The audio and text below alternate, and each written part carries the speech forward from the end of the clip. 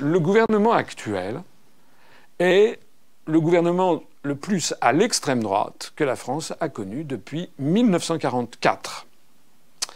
Et je pèse mes mots. Et il faut regarder la réalité en face. Ça n'est pas parce que M. Hollande et sa clique s'appellent socialistes qu'ils ne sont pas d'extrême droite. D'ailleurs, le parti nazi, c'était national-socialiste. Donc il faut se méfier des termes. M. Hollande et son gouvernement ont un gouvernement qui, premièrement, remet en cause tous les acquis sociaux des Français obtenus par les parents, les grands-parents, les arrière-grands-parents, les arrière-arrière-grands-parents. Toutes nos conquêtes sociales sont remises en cause les unes après les autres pour le plus grand profit des grands détenteurs de capitaux et des grandes entreprises. Deuxièmement, M. Hollande s'est fait élire, je le rappelais tout à l'heure, je ne cesserai de le redire, et s'est fait élire sur une escroquerie. Il s'est fait élire en disant « Mon adversaire, c'est la finance ». Rappelez-vous le discours du Bourget. En réalité, il est le premier domestique des grandes organisations financières et industrielles qui tiennent le monde euro-atlantiste. Il a d'ailleurs nommé Emmanuel Macron, qui est un monsieur qui ne payait même pas d'ailleurs sa cotisation au PS, d'après ce qu'on a compris. Il devait avoir, comme tout Thévenoud, il devait avoir sans doute un prurite aux mains lorsqu'il s'agissait de faire un chèque pour payer sa cotisation au PS.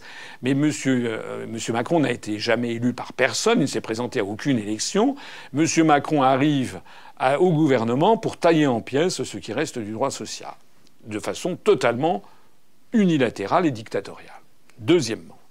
Troisièmement, le gouvernement actuel soutient, finance, je l'ai dit tout à l'heure, je l'ai rappelé, le gouvernement de Kiev, gouvernement ukrainien, issu d'un coup d'État fomenté par les Américains et qui a fait alliance avec Svoboda et Pravi Sektor, qui sont les deux grands mouvements néo-nazis en Ukraine.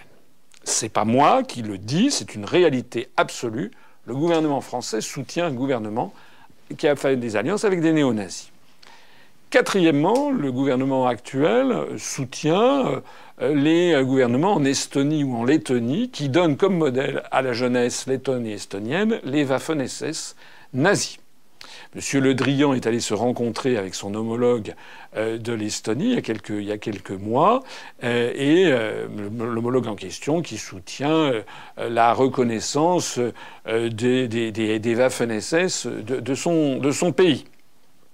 C'est au point, je le rappelle, l'UPR est le seul mouvement politique français qui, tous les automnes, se scandalise, nous publions à chaque fois un communiqué, de constater que la France refuse de condamner la glorification du nazisme à l'ONU. C'est une résolution qui est présentée par la Russie à chaque automne, qui condamne ce qui se passe en fait en Lettonie et en Estonie, la glorification du nazisme.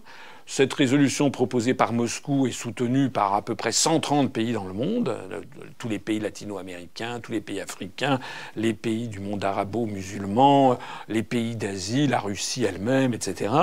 Et les seuls qui votent contre, c'est les États-Unis et puis le Costa Rica et les îles Marshall qui sont leurs obligés, et puis les pays de l'Union européenne.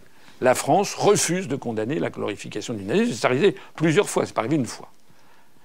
Quatrièmement. Cinquièmement, la France, je l'ai rappelé tout à l'heure, intervient illégalement en Syrie, piétine et viole le droit international, puisqu'elle intervient en Syrie sans avoir la demande du régime légitime et sans avoir le feu vert du Conseil de sécurité des Nations Unies. La France piétine le droit international. La France, par ailleurs, met sous une surveillance accélérée l'ensemble de la population. Maintenant, nous sommes suivis constamment. Il y a de plus en plus de caméras de surveillance. On peut avoir accès, les autorités françaises peuvent avoir accès sans qu'il y ait un juge d'instruction, peuvent avoir accès à vos communications Internet, etc., ou à l'ensemble de vos communications. Donc c'est viol de la vie privée. Et puis voici maintenant que la France annonce clairement qu'elle ne va plus respecter la Déclaration des droits de l'homme. Sans parler du fait qu'elle a décidé de ne plus demander l'avis aux populations pour savoir, par exemple, ce qu'ils pensaient de la réforme des collectivités territoriales. J'en parle au cours de cette campagne. Auparavant, il y avait le Code des collectivités territoriales de 2010 qui obligeait de demander par référendum au peuple français s'il était d'accord quand on modifiait le périmètre d'une région ou d'un département ou quand on le supprimait. Maintenant, ça a été également retiré. Et puis enfin, eh bien, la France, avec cet état d'urgence, a décidé, maintenant avec l'état d'urgence, le gouvernement a la main mise sur les médias comme il le souhaite, peut intervenir, peut perquisitionner sans aucun mandat chez n'importe qui de jour comme de nuit. Donc vous vous étonnez pas si un jour il y a quelqu'un qui débarque à 3 heures du matin en disant « Coucou, c'est moi, ouvrez-moi la porte, je vais vérifier ce que vous avez chez vous ». C'est légal maintenant sous l'état d'urgence qui vient d'être annoncé pour 3 mois.